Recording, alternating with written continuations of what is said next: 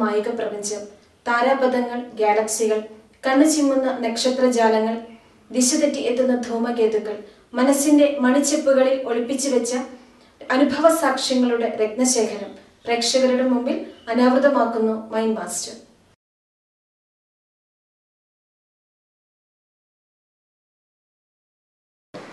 സങ്കീർണമായിക്കൊണ്ടിരിക്കുകയാണ് നമ്മുടെയൊക്കെ ജീവിതം. പണ്ടത്തെക്കാലം കൂടുതൽ സങ്കീർണമായിക്കൊണ്ടിരിക്കുന്നു. മുതിർന്നവർ മാത്രമല്ല, കുട്ടികൾ പോലും പലവിധ പ്രശ്നങ്ങൾ നേരിടുന്നു. ഇതൊക്കെ ആരോട് പറയാൻ, ആരുണ്ട് ഇതൊക്കെ കേൾക്കാൻ? മനഃശാസ്ത്രം നമ്മുടെ നിത്യജീവിതത്തിന്റെ ഭാഗം തന്നെയായിരുന്നു. അധ്യാപകനും സൈക്കോളജിക്കൽ കൗൺസിലറുമായ ശ്രീ ജോർജ് കലപ്പുറ നമ്മോടൊപ്പം സംസാരിക്കുന്നു.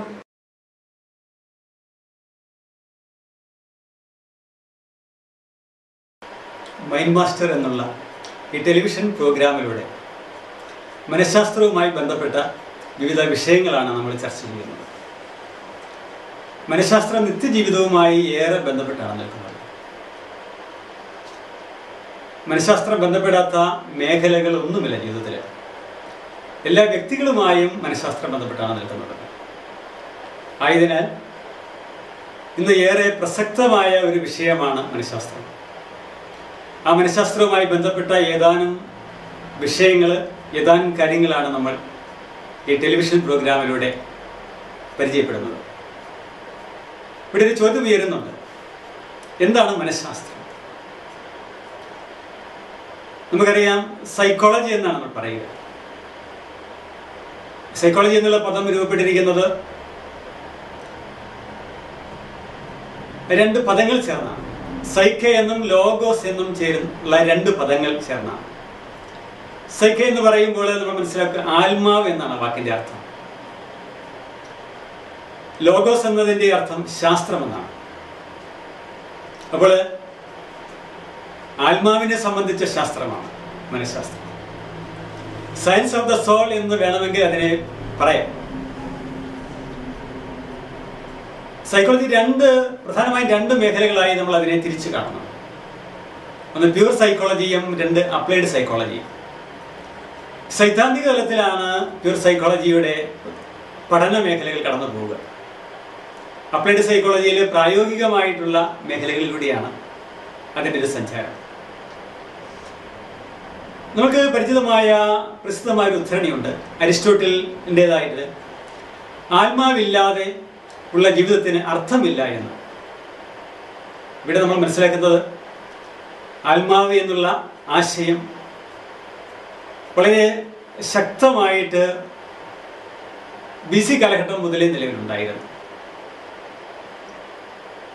അതുകൊണ്ട് ആദ്യകാലങ്ങളിൽ മനഃശാസ്ത്രത്തെ നമ്മൾ ആത്മാവുമായി ബന്ധപ്പെട്ട് മനസ്സിലാക്കുവാനും വ്യാഖ്യാനിക്കുവാനുമാണ് ശ്രമിച്ചിട്ടുള്ളത്. അതുകൊണ്ട് തന്നെ നമ്മൾ പറഞ്ഞു the science of the mind എന്ന അവസ്ഥയിലേക്ക് രണ്ടാമതാണ് നമ്മൾ കടന്നു വരിക.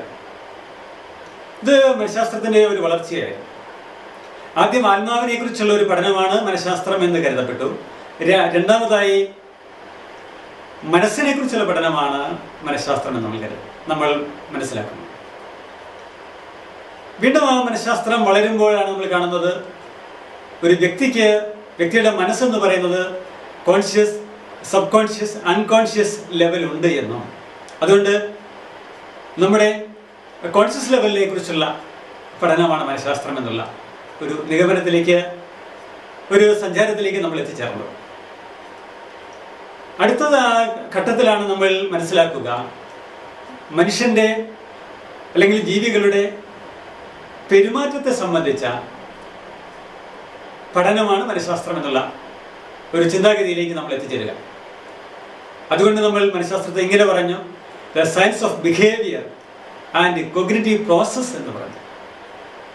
ഇത് സൈക്കോളജിയുടെ ഒരു വളർച്ചയാണ് നമ്മൾ കാണുക.